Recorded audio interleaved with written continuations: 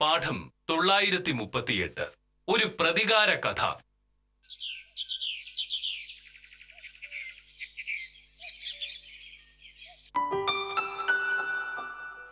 നീ ഷർട്ട് മുഴുവൻ തേച്ചില്ലേ ഭമേ? തേച്ചോണ്ടിരിക്കല്ലേ ഒരു 5 മിനിറ്റ്. ആഫീസിൽ പോകാനുള്ള നേരമൊന്നും ആയിട്ടില്ലല്ലോ, പിന്നെ ഇത്ര ധൃതി.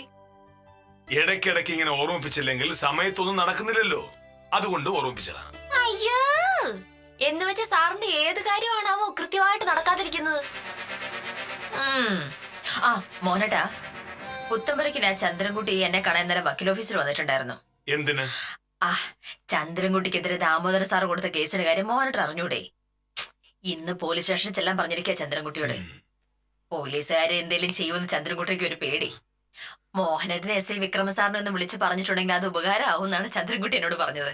ഒരിക്കലും കഴിഞ്ഞ കൊല്ലം കൃഷ്ണൻകുട്ടിയുടെ ചായക്കടയിൽ നിന്ന് ഞാൻ ചായ കുടിച്ചുകൊണ്ടിരുന്നപ്പോൾ ചന്ദ്രൻകുട്ടി കുടിച്ച് ബോധമില്ലാതെ അവിടെ കയറി വന്നു. എന്തിനാ ചന്ദ്രൻകുട്ടി ഇങ്ങനെ കുടിക്കുന്നത് എന്ന് ചോദിച്ച എന്നെ ചന്ദ്രൻകുട്ടി എന്തുമാത്രം ചീത്ത വിളിച്ച് നിനക്കറിയാമോ? അങ്ങനെയുള്ള ചന്ദ്രൻകുട്ടിക്ക് വേണ്ടി ഞാൻ ശുപാർശ ചെയ്യാൻ. വെള്ളം അടിച്ചിട്ട് ചെയ്തു പോയതല്ലേ, അതൊന്ന് ക്ഷമിക്ക്. ഒരിക്കലും ക്ഷമിക്കില്ല. മാന്യനും സത്യസന്ധനുമായി എന്നെ ചീത്ത വിളിച്ചിട്ടുണ്ടെങ്കിൽ അതിനുള്ള ശിക്ഷ ചന്ദ്രൻകുട്ടി കിട്ടിയേ പറ്റൂ. ഇതിപ്പോ അതല്ലല്ലോ കേസ്, ഇത് ദാമോദര സാറിന്റെ പരാതിയല്ലേ? ആരുടെ ആയാലെന്താ, അന്ന് എന്നോട് ചെയ്ത തെറ്റിന്റെ ഫലമാണ് ചന്ദ്രൻകുട്ടി ഇപ്പൊ അനുഭവിക്കുന്നത്. വർഷം ഒന്ന് കഴിഞ്ഞില്ലേ മോഹനട്ടാ, ഇനി ഈ വാശി വെച്ചോണ്ട് നടക്കണോ? 1 വർഷമല്ല, 100 വർഷം കഴിഞ്ഞാലും കെ മോഹനേഷ് സാർ ഒന്നും മറക്കില്ല. എന്നെ അപമാനിച്ചതിന് പ്രതികാരം ചെയ്യാനുള്ള ഒരു അവസരം ഞാൻ കളയുമെന്ന് നീ സ്വപ്നത്തിൽ പോലും കരുതണ്ട. പറയുമ്പോ വലിയ ഗാന്ധിയനാണ്. ഗാന്ധിയന്മാരെ പ്രതികാരം കൊണ്ടു നടക്കൂ. ആ പ്രതികാരം ഗാന്ധി ശരിക്കുള്ളൂ. നീ എന്തൊക്കെ പറഞ്ഞാലും ചന്ദ്രൻകുട്ടിക്ക് വേണ്ടി ഞാൻ ശുപാർശ ചെയ്യില്ല. വേണ്ട, ചന്ദ്രൻകുട്ടി എന്നോട് പറഞ്ഞ കാര്യം ഞാൻ പറഞ്ഞേ ഉള്ളൂ. ചന്ദ്രൻകുട്ടിക്ക് എന്തുണ്ടായാലും എനിക്കെന്താണ്? എന്റെ കുഞ്ഞമ്മടെ പോകുന്നല്ലോ. ആവശ്യമില്ലാത്ത കാര്യങ്ങൾ പറഞ്ഞ സമയം കളയാതെ നീ ആ ഫോൺ പോയി എടുക്ക്. തേച്ചോണ്ടിരിക്കല്ലേ?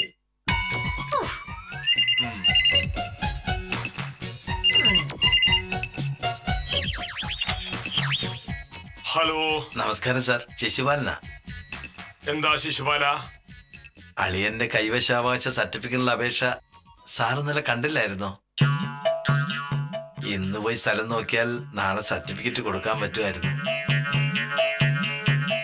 സാറിന് രാവിലെ സമയമുണ്ടെങ്കിൽ ഒന്ന് അതുവഴി വരുമോ സാർ? എനിക്ക് തീരെ സമയമില്ല. അയ്യോ സാർ, അങ്ങനെ പറയരുത്. അങ്ങനെ പറയൂ. മെനിഞ്ഞാന്ന് ജോസഫ് സാറിന്റെ കൈവശാവകാശ സർട്ടിഫിക്കറ്റ് കൊണ്ടുപോയി കൊടുക്കാൻ ഞാൻ പറഞ്ഞപ്പോ ശിശുപാലൻ എന്നോട് പറഞ്ഞത് ഓർമ്മയുണ്ടോ? സാർ, സർക്കാർ ഉദ്യോഗസ്ഥർ ജോലി സമയത്തിന് മുൻപോ ശേഷമോ ജോലി ചെയ്യേണ്ട കാര്യമില്ല എന്ന്. സാർ, അന്ന് ചില അത്യാവശ്യങ്ങളുണ്ടായിരുന്നു. ഇന്ന് എനിക്കും ചില അത്യാവശ്യങ്ങളുണ്ട്. സ്ഥലം നോക്കാൻ എനിക്ക് സൗകര്യമുള്ളപ്പോ ഞാൻ പോകും. Hello sir. ആരോടായിരുന്നു ഈ വഴക്ക്? ശിശുപാലനോട്. മെനിഞ്ഞാന്ന് വൈകുന്നേരം ആഫീസിൽ നിന്ന് ഇറങ്ങാൻ നേരം ഞാൻ ശിശുപാലനോട് പറഞ്ഞു, ശിശുപാല, ജോസഫ് സാറിന്റെ കൈവശാവകാശ സർട്ടിഫിക്കറ്റ് ഒന്ന് വീട് വരെ കൊണ്ടു കൊടുത്തിട്ട് പോ.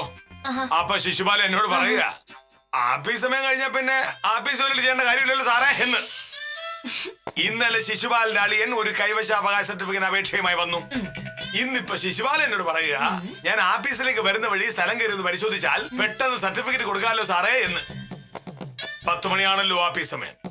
അതിന് മുൻപ് ജോലി ചെയ്യേണ്ട ആവശ്യം എനിക്കുമില്ലല്ലോ. വീണ്ടും പ്രതികാരം. കെ മോഹനേഷോട് കളിച്ചാൽ ഇങ്ങനെ ഇരിക്കും.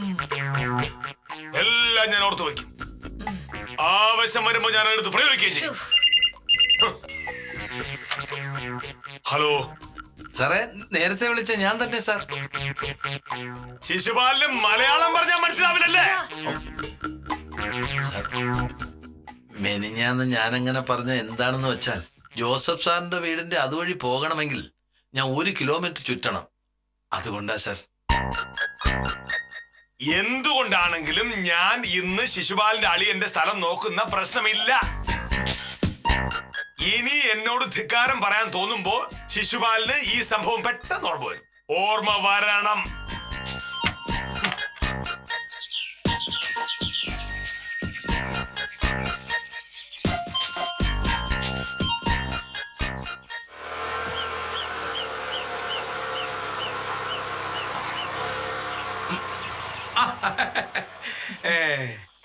നമസ്കാരം വക്കീലേ. നമസ്കാരം.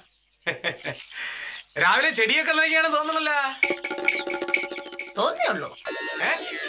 ഞാൻ ശരിക്കും ചെടി നനച്ചോണ്ടിരിക്കുകയാണ്. മോഹനേഷ് സാറിന്റെ കൂടെ കൂടി വക്കീലും ഭയങ്കര തമാശക്കാരി ആയിക്കൊണ്ടിരിക്കുകയാണല്ലോ.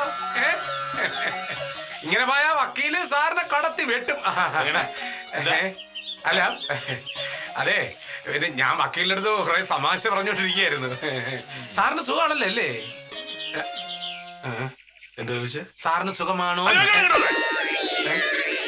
അയ്യോ അതല്ല സാറേ, നമ്മുടെ കുമാരൻ ചേട്ടന്റെ ഒരു അളിയനുണ്ട്, മണികണ്ഠൻ. പുള്ളിക്ക് പത്രസ്ഥാപനത്തിലാണ് ജോലി. പുള്ളിക്കാരൻ സർക്കാർ ഓഫീസുകളെ പറ്റി പത്രത്തിലൊരു സംഭവം എഴുതുന്നുണ്ട്. പഞ്ചായത്ത് ഓഫീസിനെ പറ്റിയും പോലീസ് സ്റ്റേഷനെ പറ്റിയൊക്കെ എഴുതി കഴിഞ്ഞു. ഇനിയിപ്പോ വില്ലേജ് ഓഫീസുകളെ പറ്റിയാണ് എഴുതാൻ പോകുന്നത്. അതിനുവേണ്ടി സാറിനോട് ചില സംശയങ്ങൾ ചോദിക്കാനുണ്ടെന്നാണ് പറഞ്ഞത്. അയാൾ ഒന്ന് വന്ന് കണ്ടോട്ടെ എന്ന് ചോദിച്ചു. അതിനെന്താ, കൃത്യം 1 മണിയാകുമ്പോൾ വില്ലേജ് ഓഫീസിലേക്ക് വന്നോളാൻ അദ്ദേഹത്തോട് പറയും. അല്ല സാറേ, അതെ സാറേ, വില്ലേജ് ഓഫീസിലോട്ട് വന്ന സംഗതി എല്ലാരും അറിയൂലേ? മണികണ്ഠ സാറിനെ സാറിനോട് ചോദിക്കാനുള്ള ചില രഹസ്യങ്ങളാണ്.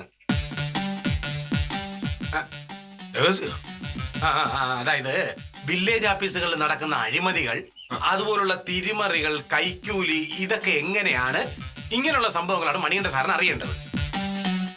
ജീവിതത്തിൽ ഇതുവരെ ഒരു അഴിമതിയും കാണിക്കാത്ത കെ മോഹനൻ സാറിനോടാണോ ഇത്തരം കാര്യങ്ങൾ ചോദിക്കേണ്ടത്? അതല്ല, അങ്ങനെയുള്ള സാറിന്റെ അടുത്ത് ചോദിച്ചിട്ടില്ലേ കാര്യമുള്ളൂ. എന്താ അഴിമതി നടത്തുന്ന രീതിയെ ഈ അഴിമതി നടത്തുന്നവരുടെ ചോദിച്ചിട്ട് കാര്യമില്ലല്ലോ. കെ മോഹനൻ സാർ വലിയൊരു സത്യസന്ധനായതുകൊണ്ട് സാറിനോട് ചോദിച്ചാൽ മാത്രമേ സത്യാവസ്ഥ അറിയാൻ കഴിയുകയുള്ളൂ എന്നാണ് മണികണ്ഠൻ സാറ് പറയുന്നത്. സാറേ, ഇവിടെ വന്നൊന്ന് കണ്ടോട്ടെ എന്ന് മണികണ്ഠൻ സാറ് എന്റെ അടുത്ത് ചോദിച്ചു. പിന്നെ അങ്ങേർക്ക് നേരിട്ട് പരിചയമില്ല, അതുകൊണ്ടാണ് ഞാൻ മധ്യസ്ഥനായിട്ട് വന്നത്. ഞാൻ കൃത്യം 9:38 ഇവിടുന്ന് പുറപ്പെടാറ്. ഓ ശരി ശരി. അതിന് മുൻപേ വന്നാൽ അദ്ദേഹത്തോട് സംസാരിക്കാമെന്ന് പറയും. പിന്നെ ഞാനൊന്ന് വിളിച്ചു പറഞ്ഞു കഴിഞ്ഞാൽ അരമണിക്കൂറിൽ തന്നെ സാർ ഇങ്ങോട്ട് വരും. ഞാൻ ഇപ്പൊ തന്നെ വിളിച്ചോളാം. അറിങ്ങുണ്ട് സാറേ, ഞാനാണേ ഉത്തമായി. ഞാൻ മോഹനൻ സാറിന്റെ വീട്ടിൽ നിന്നാ. മോഹനൻ സാറ് 9:30 ഓഫീസിൽ പോകും. അതിനു മുമ്പ് വന്നാൽ കാണാന്ന് ഇപ്പൊ പറഞ്ഞേ ഉള്ളൂ. ശരി ശരി ആയിക്കോട്ടെ. സാറേ വരാം. പിന്നെ സാറേ, ഈ മണികണ്ഠ സാറിനെ ഒന്ന് പരിചയപ്പെട്ടിരിക്കുന്നത് നല്ലതാ. എന്താ, വലിയ പത്രപ്രവർത്തകനല്ലേ? ഈ മണികണ്ഠ സാറിനെ കൊണ്ട് എപ്പോഴാ ഉപകാരം ഉണ്ടാവുക എന്ന് നമുക്ക് പറയാൻ പറ്റൂലല്ലോ. മണികണ്ഠൻ സാറ് ഉടനെ തന്നെ വരുമായിരിക്കും അല്ലേ ഉത്തമ? പിന്നെ ഇപ്പൊ ഇപ്പൊ വിളിച്ചേ ഉള്ളൂ. ഉത്തമ, ഇതാണ് ദൈവമുണ്ട് ദൈവമുണ്ട് എന്ന് ഞാൻ പറയുന്നത്. അതെ അതെ. ഇത്ര പെട്ടെന്ന് ഇങ്ങനെ ഒരു അവസരം കിട്ടുമെന്ന് ഞാൻ കരുതിയില്ല. അവസരം? എന്തവസരം? ഇന്നലെ എന്നെ കാണാൻ ഒരാൾ വന്നപ്പോ ഈ മഹാൻ എന്താണ് ചെയ്തതെന്ന് ഉത്തമ തന്നെ ഒന്ന് ചോദിച്ചു നോക്ക്. ഇന്നലെ ആര് സാറേ വന്ന്? ഇന്നലെ ആര് വന്നേ? അവരുടെ ഒരു കക്ഷി വന്നായിരുന്നു.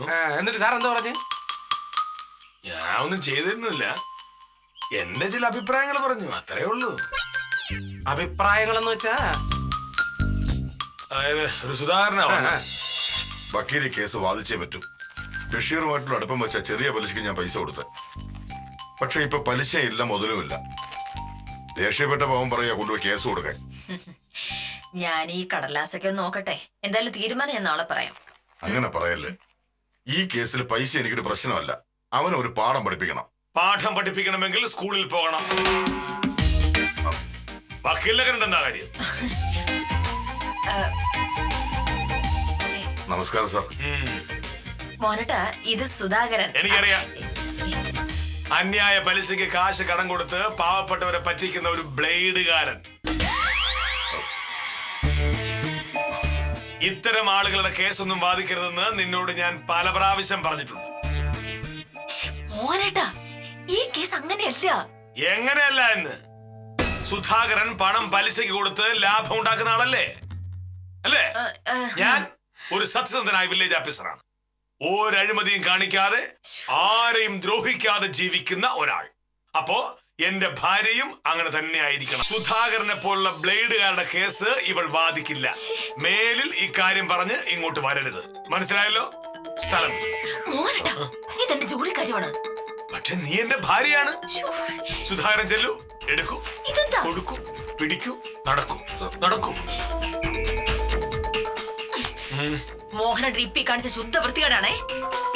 നീ സുധാകരന്റെ കേസ് വാദിച്ചാൽ അതാണ് വൃത്തികേട്. ശരി, ഇതിന് പകരം എന്താ ചെയ്യേണ്ടതെന്ന് എനിക്കറിയാം. മോഹനേട്ടനെ കാണാൻ ഇവിടെ ആരെങ്കിലും വരുമല്ലോ, അന്ന് ഞാൻ എന്താ ചെയ്യാൻ പോകുന്നത് മോഹനേട്ടൻ നോക്കിക്കോ.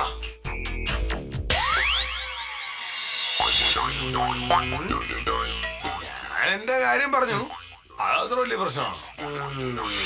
അതത്ര വലിയ പ്രശ്നമാണോ അല്ലയോ എന്നുള്ള കാര്യമൊന്നും എനിക്കറിഞ്ഞൂടാ. പക്ഷെ സാറിനെ കാണാൻ ആരെങ്കിലും വരുമ്പോ വക്കീലിന്റെ കാര്യവും പറയും. അപ്പൊ അത് വലിയ പ്രശ്നവും ആവും. മണികണ്ഠ സാറ് വരുമ്പോ അലമ്പുണ്ടാക്കാനാണ് വക്കീലിന്റെ പരിപാടി. ഇപ്പൊ പറഞ്ഞിട്ട് പോയി സാറ് കേട്ടില്ലേ? വക്കീലിന്റെ സ്വഭാവം വെച്ച് പറഞ്ഞതുപോലെ തന്നെ ചെയ്യും.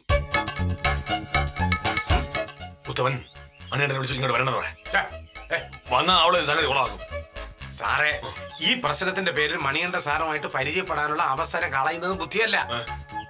മണികണ്ഠ സാറെന്ന് വെച്ചാൽ ആരാ? പക്ഷേ ഇന്നത്തെ ദിവസം മണികണ്ഠൻ വന്ന ആകെ പ്രശ്നമാവൂലേ? ഇവിടെ എന്റെ വാരം കളയും. ഇവിടെ എന്തെന്ന് പറയാൻ പറ്റില്ല. ശരി, മണികണ്ഠ സാർ വന്നില്ല എന്നിരിക്കട്ടെ. പക്ഷെ സാറിനെ കാണാൻ വേറെ ആരെങ്കിലും വന്നാലും പ്രശ്നമാവൂലേ? ഓ പിന്നെ ഇനി മുതൽ സാറിനെ കാണാൻ ആരും വരണ്ടെന്ന് പറയാൻ പറ്റുമോ? മണികണ്ഠ സാർ വരണ്ട എന്ന് പറയുന്നതിനേക്കാൾ എളുപ്പമാണ് വക്കീലുമായിട്ടൊരു ഒത്തുതീർപ്പ് ഉണ്ടാക്കുന്നത്. തീർപ്പുണ്ടാക്കുന്ന കാലം തന്നെ. പക്ഷെ അവള് സമ്മതിക്കില്ല. സാറെ, സ്നേഹമുള്ള ഭർത്താവ് വിചാരിച്ചാൽ ഒത്തുതീർപ്പിന് ഒതുങ്ങാത്ത ഏതെങ്കിലും ഭാര്യമാരുണ്ടോ? സാറ് ചെറുതായി വക്കീലിനെ സോപ്പിട്ട് മയത്തിൽ വളച്ച് ഓടിച്ച് എടുക്ക്. കെ മോഹനൻ സാർ വിചാരിച്ച നടക്കും. സാറേ, ഈ മണികണ്ഠ സാറുമായിട്ട് പരിചയപ്പെടാനുള്ള അവസരം ചെറിയ കാര്യമല്ല. ഭാവിയിൽ സാറിന് അത് വലിയ ഗുണമുണ്ടാക്കും. സാറേ, ഒരു വലിയ കാര്യത്തിന് വേണ്ടി ചെറുതായിട്ടൊന്ന് തോറ്റു കൊടുക്കുന്നതിന് ഒരു കുഴപ്പമില്ല. കാര്യം കാണാൻ കഴുതക്കാലും പിടിക്കാന്നല്ലേ പ്രമാണം. സാറ് പോയി വക്കീലിന്റെ കാല് പിടി.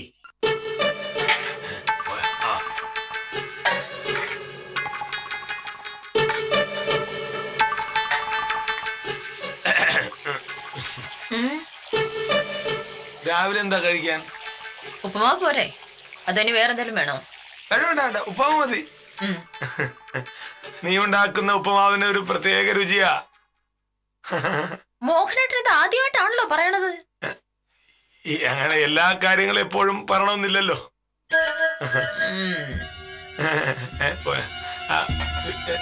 വാമേ, എന്താ? ഇന്നലെ മറ്റേ സുധാകരൻ വന്നപ്പോ ഞാൻ പറഞ്ഞത് കുറച്ച് കൂടിപ്പോയല്ലേ? കുറച്ചല്ല മോനേട്ടാ, ഒരുപാട് കൂടി പോയായിരുന്നു. കാശ് പലിശക്ക് കൊടുക്കുന്നതിന് എനിക്ക് പണ്ടേ ഇഷ്ടമല്ല. ഈ പാവപ്പെട്ട ആളുകൾ അവരുടെ ഗതിഗതി കൊണ്ടാണല്ലോ ഇവരുടെ അടുത്ത് പൈസ കേളുന്നത്. ഇവനാണെങ്കിൽ ആ അവസരം മുതലെടുത്ത് അന്യായ പലിശക്ക് പൈസ കടം കൊടുക്കും. അത് തിരിച്ചിട്ട് വരുമ്പോ കൊണ്ട് കേസ് കൊടുക്കും. പാവപ്പെട്ട ആളുകൾക്ക് നിന്നെ പോലുള്ള വലിയ മെഡിക്കുകളായ വക്കീലന്മാരെ കിട്ടില്ലല്ലോ. അപ്പോ പലിശക്കാർ കേസ് ചെയ്യിക്കും. കടം വാങ്ങേണ്ട വീടും പറമ്പൊക്കെ ജപ്തി ചെയ്ത് പോവുകയും ചെയ്യും. അങ്ങനെ എല്ലാം നശിച്ച് ആത്മഹത്യ ചെയ്ത എത്രയോ പേരുണ്ട് നമ്മുടെ നാട്ടില്. സുധാകരന്റെ കേസ് അങ്ങനെയൊന്നും ആയിരുന്നില്ലല്ലോ മോനേട്ടാ. ഒരു പാവപ്പെട്ടവനെ സുധാകരൻ ഭരിച്ചിട്ടില്ല. പലിശയ്ക്ക് കാശ് കൊടുത്തു എന്നൊരൊറ്റ തെറ്റേ ചെയ്തിട്ടുള്ളൂ. പക്ഷേ ഈ സുധാകരൻ പലിശക്കാരനാണല്ലോ. എല്ലാ പലിശക്കാരന്മാരും ഒരുപോലെയാണ് ഭാമേ. Thalakkulam village officer Sebastian sir ഭയങ്കര കൈക്കൂലിക്കാരനാണ് നാട്ടുകാരൊക്കെ പറയുന്നുണ്ട്. അതുകൊണ്ട് എല്ലാ വില്ലേജ് ഓഫീസർമാരും കൈക്കൂലിക്കാരാണ് എന്ന് പറയാൻ പറ്റുമോ? ഇന്നലെ എനിക്കൊരു അബദ്ധം പറ്റിപ്പോയതാ. അങ്ങനെയൊന്നും പറയാൻ പാടില്ലായിരുന്നു. നീ എല്ലാം മറന്നോളെ. മറന്നു കളയുന്നതിന് പ്രശ്നമൊന്നുമില്ല, ഞാൻ മറന്നു കളയാം. സമ്മതിച്ചല്ല? പിന്നെ എന്റെ മോഹനേട്ടൻ ഒരു കാര്യം പറഞ്ഞിട്ടുണ്ടെങ്കിൽ ഞാൻ അതനുസരിക്കാതിരിക്കുമോ? ഇന്നലെ മോഹനേട്ടൻ കാണിച്ച സകല തോന്നിയാസം മറന്നു കളയാൻ ഞാൻ തയ്യാറാ. ഇന്ന് മണികണ്ഠൻ എന്നുള്ള പത്രക്കാരൻ ഇവിടെ വന്നു കഴിയുമ്പോ എനിക്ക് പറയാനുള്ള ചില കാര്യങ്ങളുണ്ട്. ഇന്നലെ മോഹനേട്ടൻ സുധാകരനോട് പറഞ്ഞതിന്റെ ഇരട്ടി ഡോസില്. അതെല്ലാം പറഞ്ഞു കഴിയുമ്പോ നമ്മൾ ഒപ്പത്തിനൊപ്പം ആവും. പിന്നെ എനിക്കെല്ലാം മറക്കാലോ. അയ്യോ ഈശ്വര.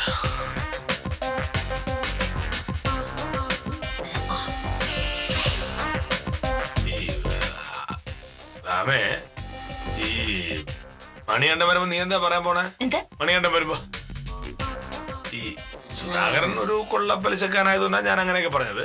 പക്ഷെ മണികണ്ഠൻ മാന്യനാണല്ലോ. അത് മോഹനേട്ടൻ പറയുന്നല്ലേ. എനിക്കാണെങ്കിൽ ഈ പത്രക്കാരെന്ന് പറയുന്ന വർഗത്തിനെ കണ്ടൂടാ. ആളുകളെ പറ്റിക്കാൻ വേണ്ടി എന്തുമാത്രം നുണകളാ അവര് പത്രത്തിൽ എഴുതിക്കൊണ്ടിരിക്കുന്നേ. നമ്മുടെ നാട്ടിലെ അവന്മാരെ പോലുള്ള കള്ളന്മാര് വേറെ ഇല്ല മോനട്ടാ. ഇതൊക്കെ ഏതെങ്കിലും ഒരു പത്രക്കാരന്റെ മുഖത്ത് നോക്കി പറയണമെന്ന് കുറച്ച് നാളായിട്ട് ആലോചിച്ചോണ്ടിരിക്കായിരുന്നു. ഇപ്പോഴാണ് എനിക്കൊരു അവസരം ഒത്തു കിട്ടുന്നത്. ഇന്ന് അയാൾ ഇങ്ങോട്ട് വരട്ടെ. നീ അങ്ങനെ എന്തെങ്കിലുമൊക്കെ വിളിച്ചു പറഞ്ഞാ നാണം കിടന്ന് ഞാനായിരിക്കും. മോഹനേട്ടൻ ഇന്നലെ വായി തോന്നുന്നൊക്കെ പറഞ്ഞപ്പോ നാണം കിട്ടത് ആരായിരുന്നു? ഞാനായിരുന്നു. ആ, അതൊരബദ്ധം പറ്റിയാണ് ഞാൻ പറഞ്ഞല്ലോ. ആഹാ, ഒരാളുടെ മുഖത്ത് നോക്കി വായി തോന്നുന്നൊക്കെ പറയുന്നതാണോ മോഹനേട്ടൻ ഈ അബദ്ധം? കഴിഞ്ഞത് കഴിഞ്ഞു. ഇനി അതും പറഞ്ഞോണ്ടിരുന്നിരുന്ന കാര്യം. നീ മണികണ്ഠൻ വരുമ്പോ പ്രശ്നം ഉണ്ടാക്കല്ലേ. ഉണ്ടാക്കും. എനിക്കൊരു തെറ്റ് പറ്റി, ഞാൻ സമ്മതിച്ചല്ലോ. പിന്നെന്താ? മണികണ്ഠനെ രണ്ടെണ്ണം പറഞ്ഞതിന് ശേഷം ഞാനും മോഹനേട്ടനോട് പറയാം, എനിക്ക് തെറ്റ് പറ്റിപ്പോയി മോഹനേട്ടാ എന്ന്. എങ്ങനെയുണ്ട്? ഈ ഞാനേ ഓരോ തീർപ്പിനും ഞാൻ തയ്യാറല്ല മോഹനേട്ടാ. ഉറപ്പാ? അതെ. ശരി, അങ്ങനെ മണികണ്ഠനോട് വരണമെന്ന് ഞാൻ പറയും. ഓക്കെ, പറഞ്ഞു. എനിക്ക് ഈ മണികണ്ഠനെ തന്നെ ചീത്ത വിളിക്കണമെന്ന് ഒരു നിർബന്ധവും ഇല്ല. മോഹനേട്ടനെ കാണാൻ വേറെ ആളുകൾ ഇവിടെ വരില്ലേ? കാത്തിരിക്കാൻ ഞാൻ തയ്യാറാണ്.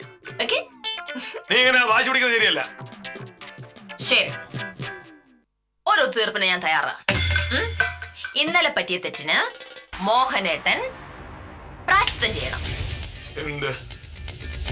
ഇനി ഇവിടെ ആര് വന്നാലും അവരോട് എന്നെ പറ്റി പുകഴ്ത്തി സംസാരിക്കണം. സംസാരിക്കാം. വെറുതെ അങ്ങനെ സംസാരിക്കാന്ന് പറഞ്ഞ പോരാ. മണികണ്ഠൻ വരുമ്പോ എന്നെ പറ്റി ആയിരിക്കണം മോഹനേട്ടൻ ആദ്യം സംസാരിക്കേണ്ടത്. മോഹനേട്ടൻ എന്നെ പറ്റി പറയുന്നത് ഞാൻ ഒളിച്ചെന്ന് കേൾക്കും. അത് കഴിഞ്ഞിട്ട് തീരുമാനിക്കും മണികണ്ഠനോട് ഞാൻ എന്താണ് പറയേണ്ടത് എന്ന്. എന്താ ഒരു വിഷമം? ഒരു വിഷമമില്ല. ആളെത്തിയിട്ടുണ്ട്. പറഞ്ഞൊക്കെ ഓർമ്മയുണ്ടല്ലോ. ആ പരിസരത്ത് എവിടെയെങ്കിലും ഞാനുണ്ടാവും. എല്ലാം ഞാൻ ഒളിച്ചെന്ന് കേൾക്കുകയും ചെയ്യും. വളരെ സൂക്ഷിച്ചു വേണം സംസാരിക്കാൻ. ഓക്കേ?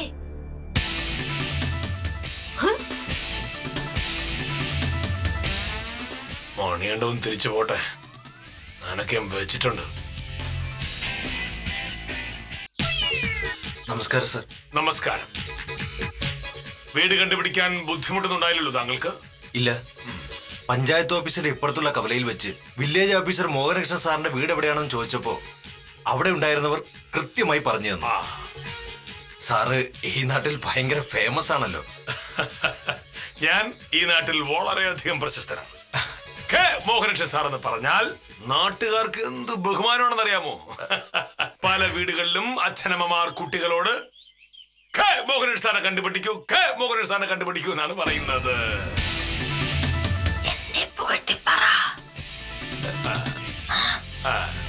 പക്ഷേ ഞാൻ പ്രശസ്തനായ പോലെ തന്നെയാണ് എന്റെ ഭാര്യ.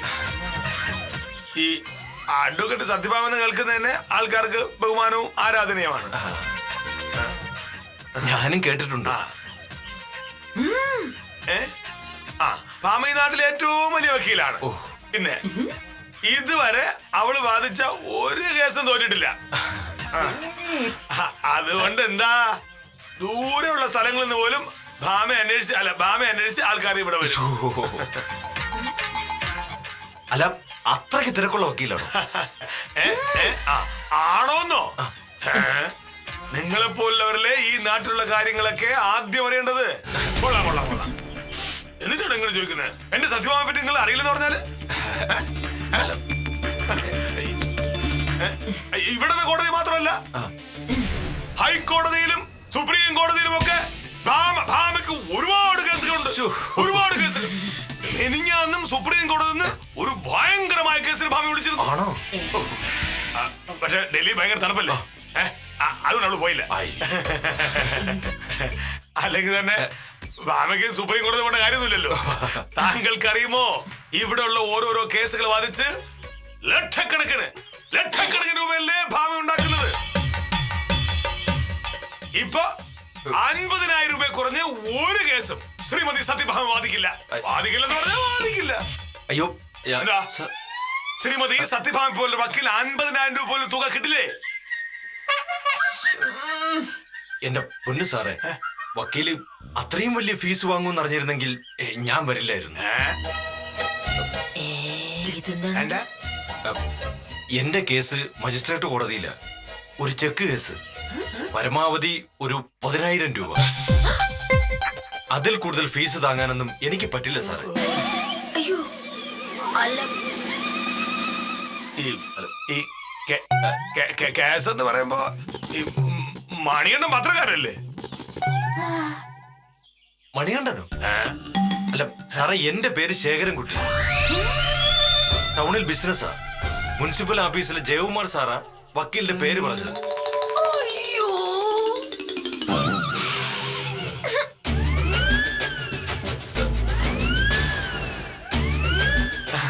അതാ ഭാമ, ശ്രീമതി സത്യഭാമ. അഡ്വക്കേറ്റ് സത്യഭാമയെ കാണാൻ വന്നതാ. വാ, ഓടി വാ, ഓടി വാ.